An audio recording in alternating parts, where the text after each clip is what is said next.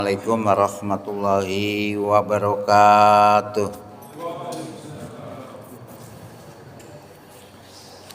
Alhamdulillahillazi arsala rasulahu bil huda wa dinil haq liyuzhirahu 'ala dini kullih walau karihal musyrikun. Asyhadu an la ilaha illallah wahdahu la syarikalah wa asyhadu anna Muhammadan abduhu wa rasuluh la nabiyya ba'dah. Allahumma shalli wa sallim wa barik ala Muhammad wa ala alihi wa sahbihi wa sallim ajma'in, amma ba'du. Bapak Ibu jamaah Masjid An-Nur Bromo rahimakumullah, syukur alhamdulillah di malam hari ini kita bisa hadir untuk sholat maghrib berjamaah yang dilanjutkan dengan kajian HPT. Mudah-mudahan kehadiran kita di malam ini diterima sebagai amal soleh di sisi Allah Subhanahu wa Ta'ala. Saya tadi ini agak susu nih. Setelah jam 4 tadi itu masih di Malang saya. Jadi langsung dari Malang ke Mojokerto, maunya pulang dulu tapi kok pas maghrib akhirnya berhenti di sini. Jadi saya belum pulang sama sekali. Ya untung saya bawa bukunya nih. Tadi kalau nggak bawa bukunya bingung juga. Ya, jadi itu memang kegiatan saya itu begitu sangat padat luar biasa. Tapi ya kita sempat-sempatkan juga. Pada hari ini saya sampaikan sebagaimana dakwah para nabi dulu sampai sekarang, tapi tetap dalam kitab HPT itu dimulai dari pondasi. Jadi kalau kita bangun rumah, bangun masjid, bangun apa saja, mesti dimulai dari pondasi. Karena pondasi ini adalah penyangga. Penyangga akan memikul beban di atasnya. Kalau masjid ini misalnya, ya bangunan ini yang dipikul. Kalau pondasinya itu tidak baik, roboh. Ya makanya para nabi dulu, sejak dulu mesti yang digarap itu mesti apa? Keimanan. Keimanan mantap, nah, segala sesuatu bisa diangkat dengan iman itu. Contohnya misalnya Nabi Ibrahim. Nabi Ibrahim itu diperintah yang luar biasa. Karena diperintah untuk menyembelih sang putra. Sang putra juga demikian. Rela berkorban untuk Allah. Istrinya juga rela berkorban untuk Allah. Itu semua dilandasi iman. Ya, maka kita lihat di dalam buku HPT ini, di awal-awal itu adalah iman. Nah, iman sudah sering kita dengar, ada 6 item itu, tapi kita bahas satu dulu saja tentang iman kepada Allah. Nah, iman kepada Allah ini penting sekali, karena saya lihat di dalam Quran itu nanti yang akan masuk surga itu bukan golongan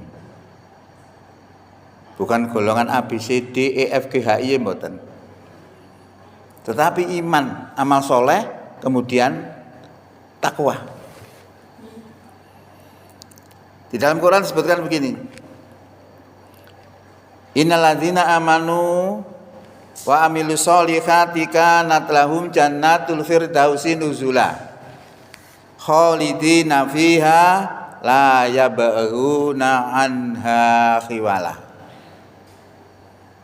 Sak temene wong sing padha iman lan tumindak bagus, innalladzina amanu wa amilus solihati kanat lahum, ana dheweke kabeh iku jannatin ing dalam swarga, jannatin tajri min tahtihal anhar khalidina fiha, mereka kekal di dalamnya dan tidak kepingin pindah daripadanya. Ini Quran surat 18, surat Al-Kahfi. Jadi diterangkan oleh Allah bahwa yang masuk surga nanti itu orang beriman dan beramal. Nah ini pas gitu. Maka perhatian kita kepada iman itu penting.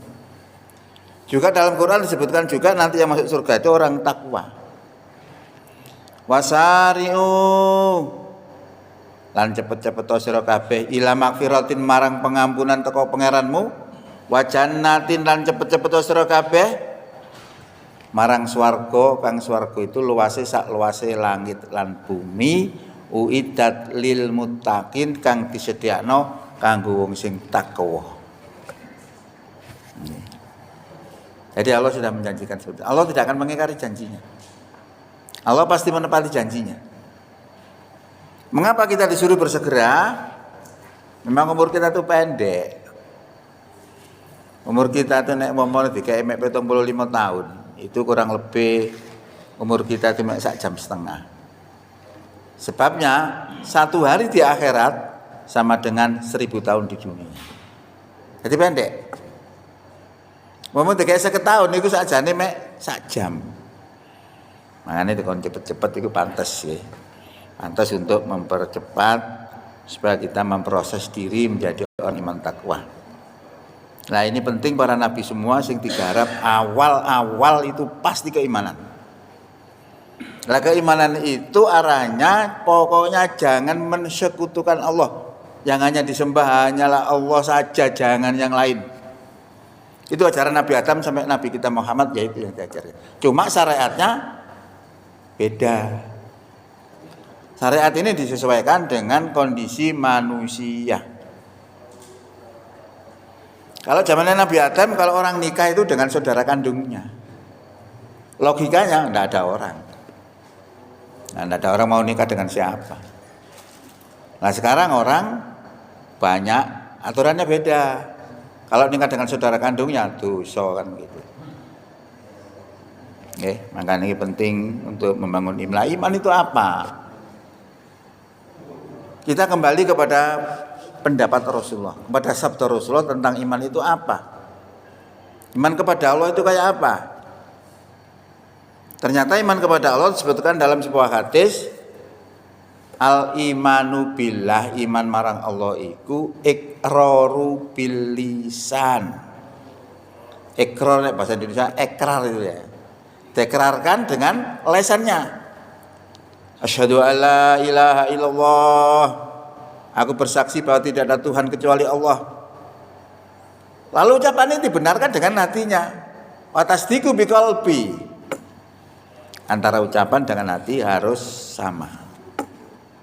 Ya apakah ada ucapan yang hati dan ucapan tidak sama? Ya ada. Kalau misalnya orang mencuri, ya ketangkep biasanya dituduh mesti bejo. Apa mencuri? Enggak. Nah, itu antara ucapan dengan hati tidak sama. Nah ini saat iman kepada Allah, ucapan dan hati harus sama.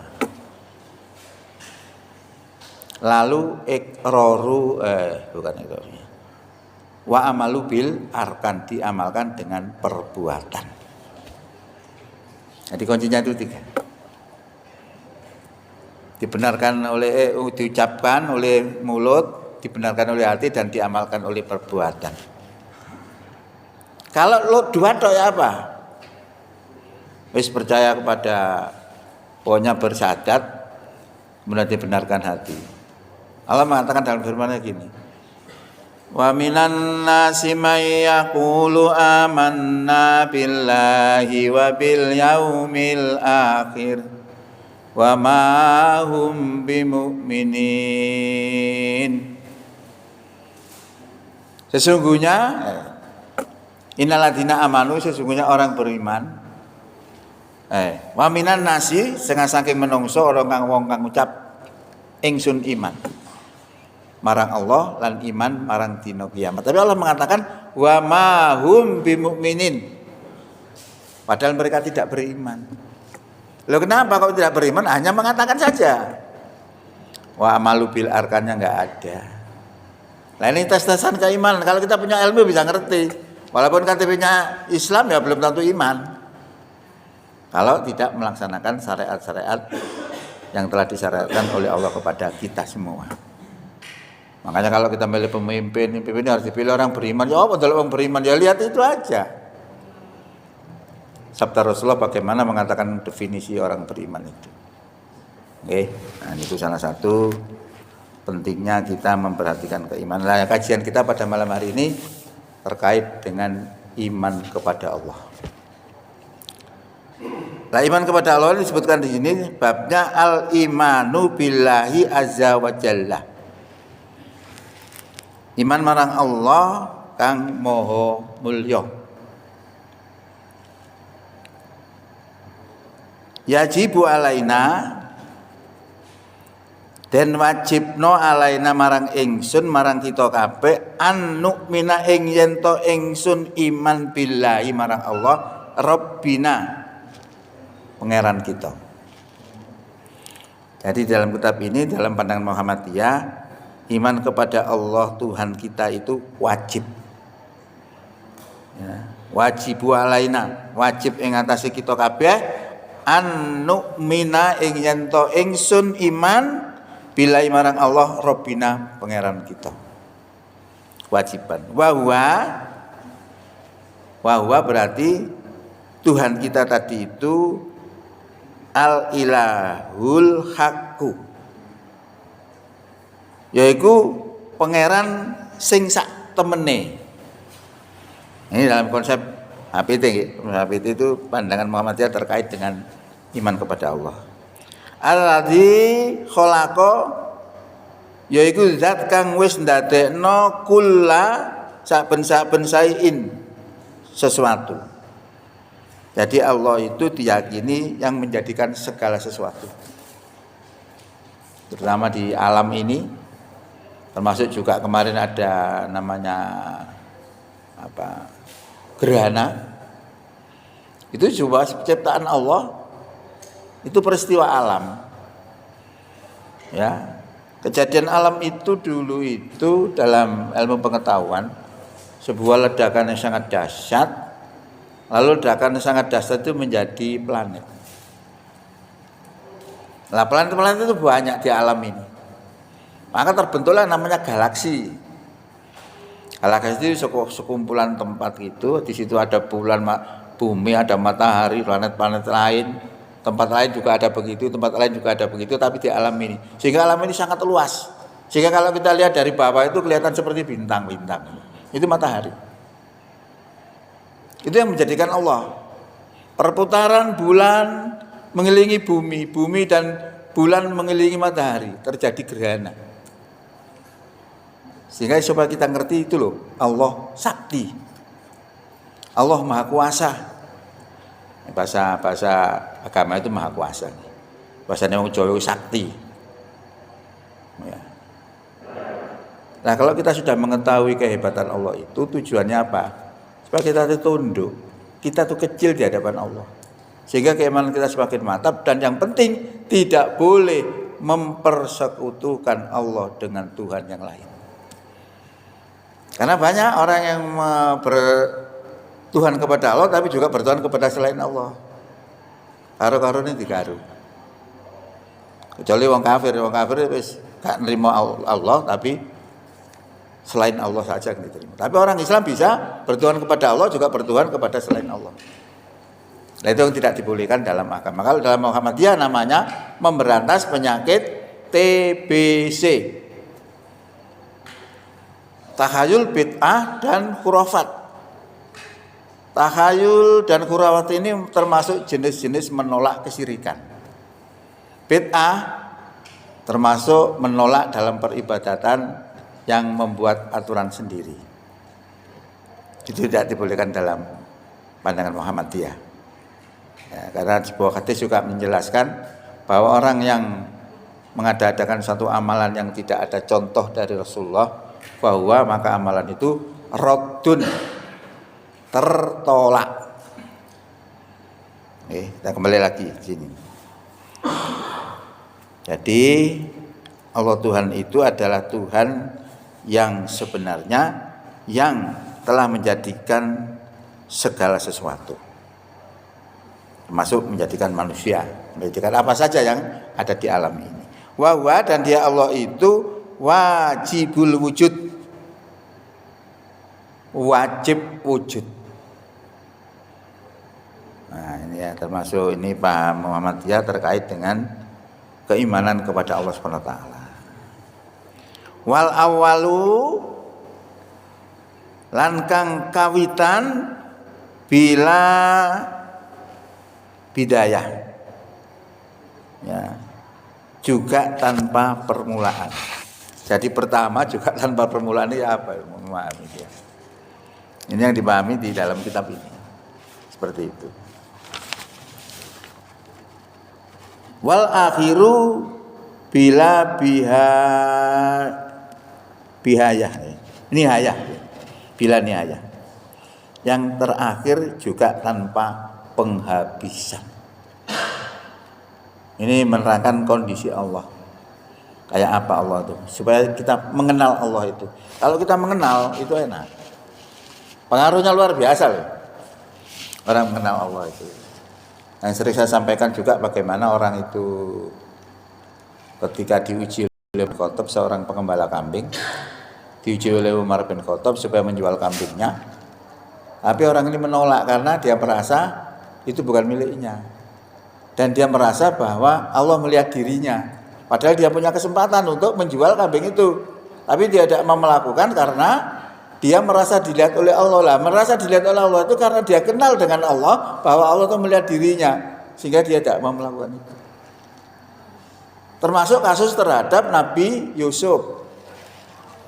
Kasus terhadap Nabi Yusuf kayak apa? Nabi Yusuf itu kan diperdaya oleh istri raja karena kebimbang. Karo Yusuf saking ganteng. Sampai diwadani karo kanca-kancane, iki bojone raja kok kebimbang mbek Yusuf.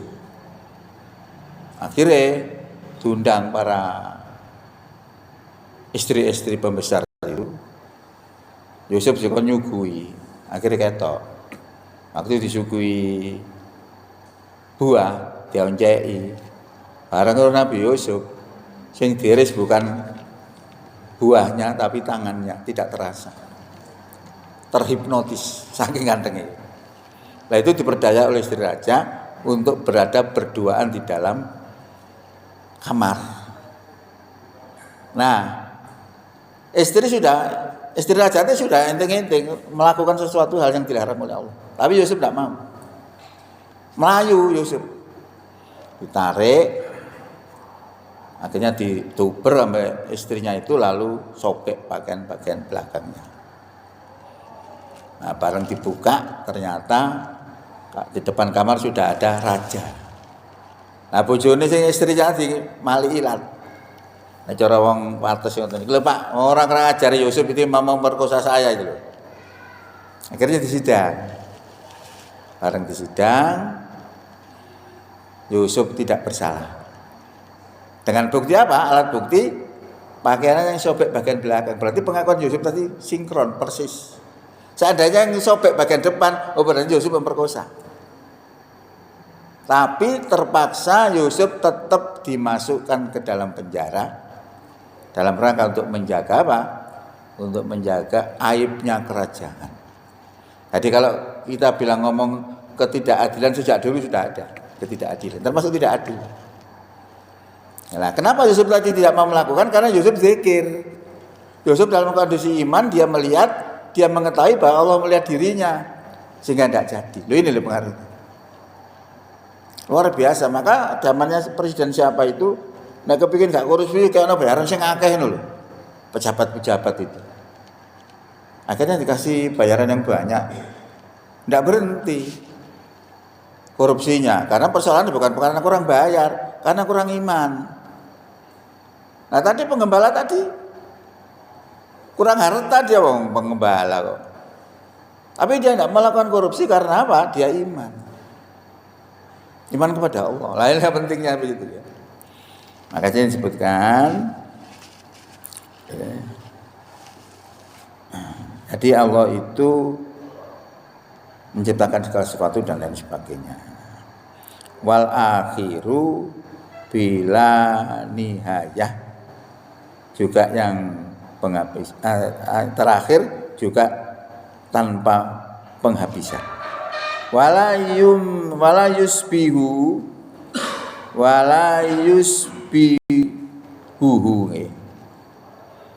tidak ada yang menyamainya sayun sesuatu pun. Jadi Allah tidak ada yang menyamainya. Sesuatu pun apapun tidak ada. Ya. Minal kainat ya, dengan daripada yang ada. Jadi dengan yang ada di dunia ini Allah tidak ada yang menyamainya. Tidak ada yang sama dengan Allah. Kita nggak tahu dengan Allah kayak apa. Tapi ditunjukkan sifat-sifatnya, kekuasaannya. Nanti kayak apa? Allah wujudnya Allah itu nanti kalau sudah meninggal dunia, kemudian kita bertemu, itu baru ngerti. Tapi sekarang yang ditunjukkan adalah kekuasaannya. Okay.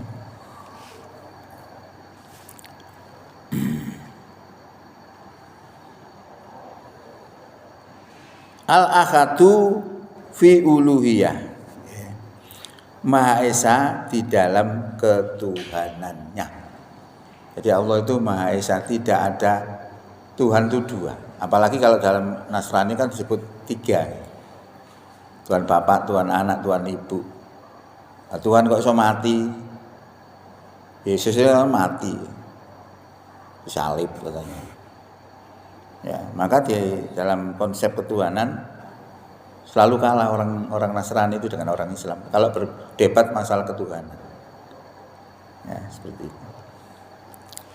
Wa sifatihi lan sifate, wa af'alihi lan perbuatane, itu tunggal.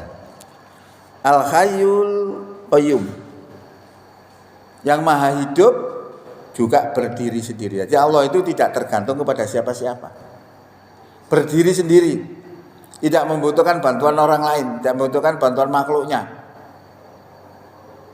Nah ini harus kita pahami seperti itu, sehingga itu termasuk kita kalau sudah mengerti seperti itu berarti kita ma'rifatullah, mengenal Allah. Ma'rifat itu kan mengenal. Nah wong Jawa ngarani meripat. Meripat itu kan melihat, mengetahui. As-Sami'ul Basir, Maha mendengar lagi Maha melihat. Nah tadi itu karena ini orang-orang termasuk orang yang ngomong kambing tadi, termasuk Nabi Yusuf, itu karena mengenal bahwa Allah itu Al-Basir. Allah itu melihat dirinya. Wa huwa ala kulli syai'in qadir, dan dia Allah itu ala kulli syai'in qadir, maha kuasa atas segala sesuatu. Innama amruhu, sak temene perintah Allah itu idza arada syai'an, nalikane ngarepno sesuatu, ayyakulu lahu, ing yen to ngucap sapa Allah lahu marang sing den karepno wau, kun jadilah, fayakun mongko dadi. Lah ini ilmunya Allah. Kun fayakun. Jadi Allah itu menunjukkan kepada kita itu seperti itu. Panjenengan tahu peristiwa Isra Mi'raj. Peristiwa Isra Mi'raj itu menunjukkan kesaktian Rasulullah. Mengapa saya katakan Rasulullah itu sakti? Karena Rasulullah mampu ke Sidratul Muntaha. Nah, Sidratul Muntaha itu tempatnya harus menempuh 7 lapis langit. Padahal satu langit saja itu harus ditempuh jutaan tahun. Satu langit. Dengan kecepatan paling tinggi yaitu 300.000 kilometer per detik kecepatan cahaya. Kalau dihitung dengan menit berarti dikalikan 60. Kalau dihitung dengan jam berarti dikalikan 60 lagi. Nah kalau dihitung per jamnya berapa? Kecepatannya berarti 1.080.000.000 kilometer per jam. Itu pun harus jutaan tahun menempuh satu langit. Tapi Rasulullah dalam menempuh itu tidak jutaan tahun. 7 langit itu cuma sekitar 6-8 jam, karena berangkat sesudah Isya, pulangnya sebelum subuh. Sakti. Kenapa sakti? Karena Rasulullah diberi kesaktian oleh Allah. Berupa apa? Berupa wasilah. Wasilah itu alat penghubung. Jadi Rasulullah ke sana tidak berangkat sendiri gak mampu. Kena daya tarik bumi melangit, wah hancur. Tapi karena dia naik sesuatu, Naik wasilah itu tadi. Wasilah oleh Allah digambarkan sebagai cahaya Allah. Allahu nurus samawati wal ard, masalu nurihi kamiskatin fiha misbah. Al misbahu fi zujajah. Az-zujajatu ka'annaha kaukabun durriyu yuqadu min sajaratin mubarakatin zaitunatil la sarqiyati wala gharbiyah. Yakadu zaituha yudhi'u walau lam tamsasunar nurun ala nurin yahdilahu linurihi may yasha wa yatribullahu al-amsala linnas wallahu bikulli syai'in alim. Allah pemberi cahaya langit dan bumi. Permukaan cahaya Allah itu bagaikan sebuah lubang yang tidak tembus. Jadi dalam lubang yang tidak tembus itu ada pelita. Pelita itu berada di dalam kaca. Kaca itu laksana bintang yang gemerlapan, yang dinyalakan dari pohon zaitun. Yang pohon zaitun itu tidak tumbuh sesuatu pun di sebelah timurnya dan tidak tumbuh sesuatu pun di sebelah baratnya. Minyaknya saja hampir-hampir menyinari, walaupun tidak tersentuh oleh api. Jadi cahaya di atas cahaya. Allah mengarahkan cahayanya tadi itu mayasa kepada siapa yang Allah kehendaki. Yang kehendaki itu Rasulullah. Dikasih itu. Makanya mampu menembus kepada Allah Subhanahu wa taala walaupun jaraknya tidak terukur. Nah, peristiwa-peristiwa yang hebat seperti ini tidak Rasulullah saja. Dalam Quran dijelaskan juga di dalam Quran surat berapa? Lupa. Terkait dengan Nabi Sulaiman. Nabi Sulaiman itu anak buah itu jin karo menungso. Penggede-penggede ini jin karo menungso. Pada suatu hari Sulaiman ini berdakwah kepada Ratu Bilqis. Rupanya kelabakan kena dawai Nabi Sulaiman. Kepingin ngelabrak atau kepingin dia itu tunduk patuh atau Islam kepada Nabi Sulaiman. Nabi Sulaiman ini merentah nanggone para pembesar, para pembesar, sapa sing iso njukuk singgasanane Ratu Bilqis sadurunge Ratu Bilqis teko nang kene. Ngacung jin ifrit. Kula Nabi Sulaiman sanggup memindahkan singgasane Ratu Bilqis saderenge panjenengan ngadeg saking lungguh. Bayangkan. Sadurunge ngadeg kok lungguh wis teko. Jin iki. Enten malih sing nantang, sing siap. Bangsa menungso. Bangsa menungso ngomong ngeten. Kula sanggup Nabi Sulaiman. Sanggup mendatangkan singgasane Ratu Bilqis wonten ngajengi panjenengan saderenge panjenengan ketip. Lho. Sadurunge ketip wis teko. Menungso lho niku. Niki Allah yang memberitahu ini. Berarti Allah memberikan kesaktian kepada mereka. Lah bagaimana caranya? Wallahu a'lam. Kalau Rasulullah melalui namanya wasilah. Lah wasilah itu seperti itu, bukan manusia. Wasilah itu adalah cahaya Allah. Lah cahaya Allah karena berasal dari Allah, maka bisa kembali kepada Allah. Dalam ilmu pengetahuan kalau gas kita isi ke dalam balon, kemudian balon itu kita lepas, kita tali ini kita lepas, maka balon itu tidak turun tapi naik. Naik terus dia mesti berhenti di suatu tempat. Nah, di mana berhentinya balon ini? Balon itu akan berhenti kalau udara di dalam balon itu sama dengan udara yang ada di luar balon. Sama, baru berhenti. Artinya zat yang sama akan bisa bertemu dengan zat yang sama. Matahari juga sama dengan begitu. Matahari itu bisa mengeluarkan sinar. Sinar matahari itu banyak sekali. Matahari itu bola api, siapa yang mendekat kepada matahari akan fana, hancur. Tapi ada yang tidak fana, yaitu sinarnya sendiri. Karena sinarnya matahari berasal dari sinar itu sendiri. Maka dapat disimpulkan zat yang sama akan bisa bertemu dengan zat yang sama. Lah Rasulullah tadi ya begitu diberi oleh Allah namanya Nurullah. Orang dalam bahasa hadis disebut buraq. Buraq itu apa sih? Buraq itu kilat. Tadi suatu kendaraan yang kecepatan laksana kilat. Karena Nurullah ini berasal dari Allah, maka bisa kembali kepada Allah. Maka tidak heran walaupun 7 lapis langit hanya ditempuh dalam waktu yang sangat singkat. Karena di dalam sebuah ayat juga selain disebutkan bahwa 1 hari di akhirat sama dengan 1000 tahun di dunia, juga ada lain mengatakan 1 hari di akhirat sama dengan 50.000 tahun di dunia. Tapi nggak pakai ta'udun. Yang 1000 tadi pakai ta'udun. Ta'udun itu yang biasa kamu dapat menghitungnya. Nah itu juga sulit kalau kita tak bisa menjelaskan, itu kontradiksi. Ayat-ayat kontradiksi itu banyak sekali. Kalau kita tidak memahami juga bisa orang menjadi murtad loh.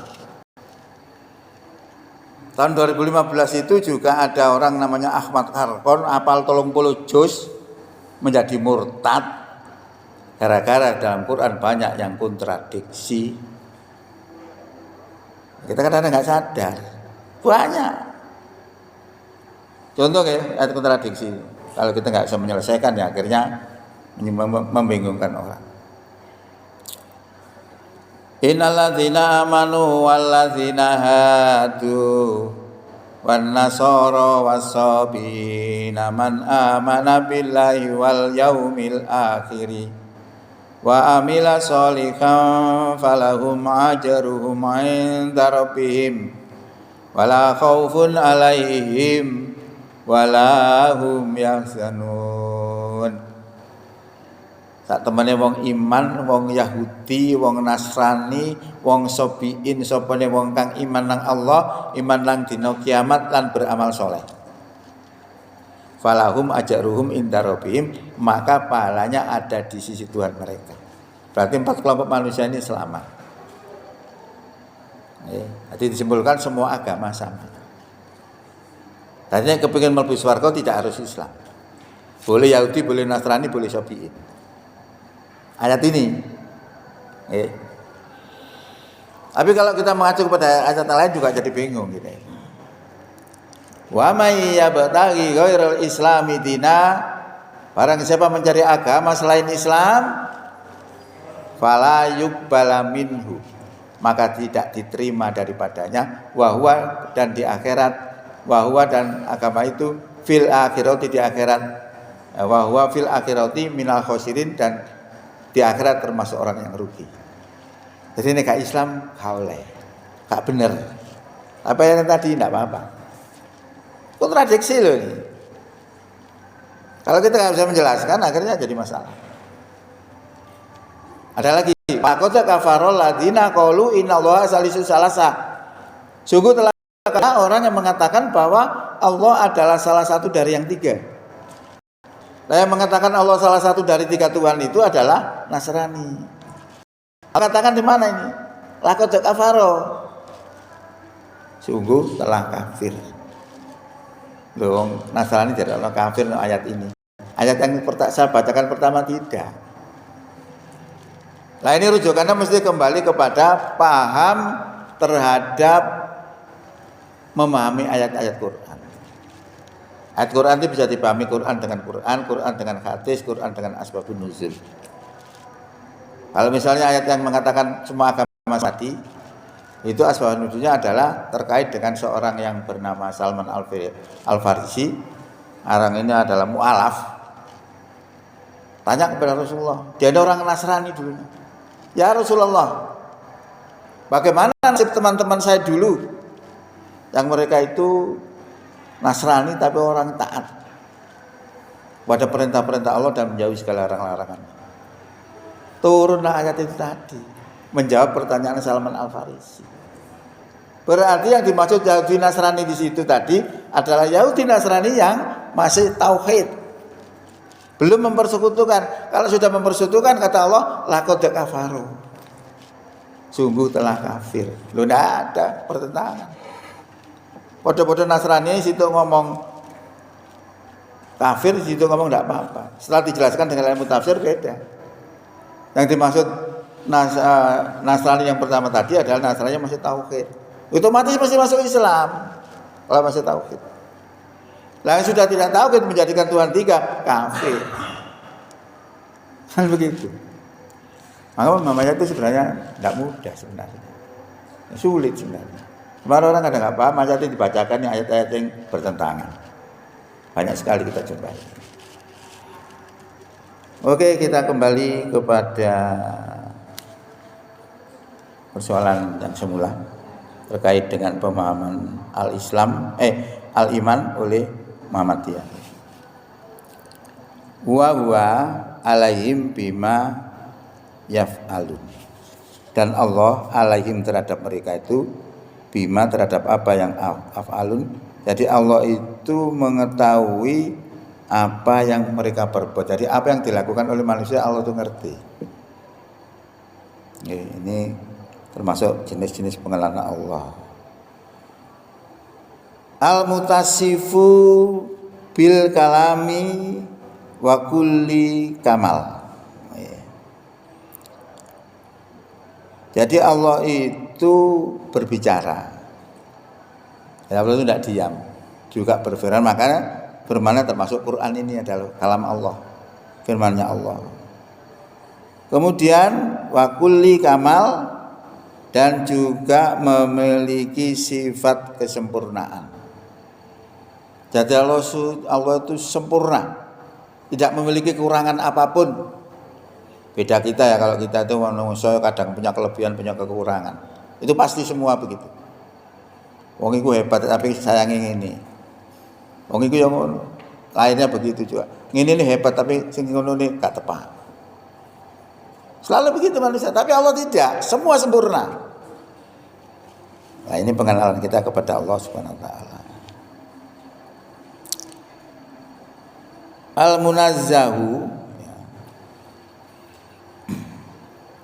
Al-munazzahu angkulli naksi wa muhal. Yang suci dari sifat mustahil dan segala kekurangan.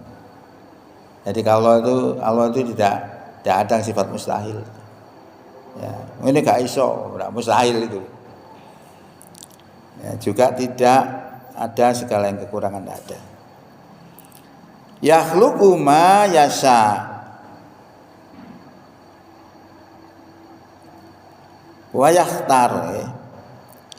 Dia menciptakan, menjadikan apa yang Allah kehendaki, ya.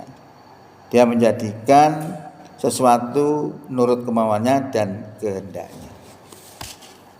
Jadi Allah itu terserah memiliki sifat kehendak. Tak karepe bakal nyiptakno ngene nyiptakno kate lapo. Itu kehendak Allah. Nah, ini pengenalan kita kepada Allah Subhanahu wa taala. Biyadil amru, di tangannya segala urusan, kullu semuanya, wa ilaihi yarji'un, dan kepada Allah lah mereka kembali. Nah, ini setengah saking daripada mengenal Allah dalam pandangan Muhammadiyah lewat HBT. Nah, dalam Quran juga banyak disebutkan tentang pengenalan Allah ini. Pak Bon titit nih. Bon Isa. Isa nih. Empun terus. Jeda dulu.